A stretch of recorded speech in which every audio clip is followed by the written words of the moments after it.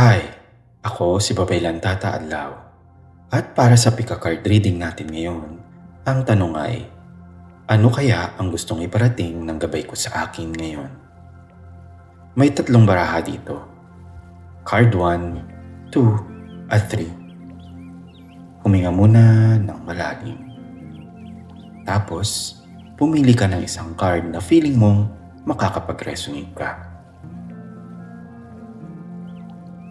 Kung card 1 ang napili mo, The Hermit, mukhang kailangan mo muna ng pahinga.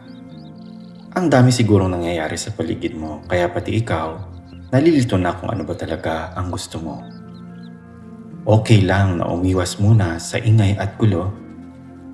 Hindi mo naman kailangan ipaliwanag sa lahat. Bigyan mo lang ang sarili mo ng oras para makapagmuni-muni. Minsan, mas naiintindihan mo ang direksyon mo sa buhay kapag tahimik ka lang at mag-isa. Kung card 2 ang napili mo, The Chariot, panahon na para kumilos.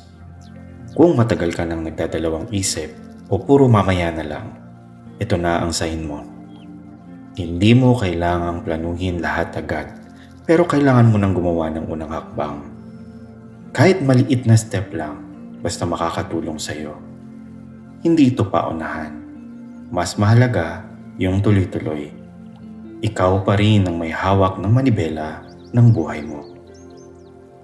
Kung card 3 ang napili mo, 3 of Cups, baka lately, masyado ka nang nakafocus sa trabaho, goals o problems. Alala nitong card na mahalaga ring maglaan ng oras sa mga taong malapit sa iyo. Baka kailangan mo lang ng konting tawa, kwento o simpleng bonding para ma-refresh ang energy mo. Minsan, sapat na yung makasama mo lang yung mga taong nakakaintindi sa iyo kahit walang seryosong usapan, basta gumagaan ang loob mo.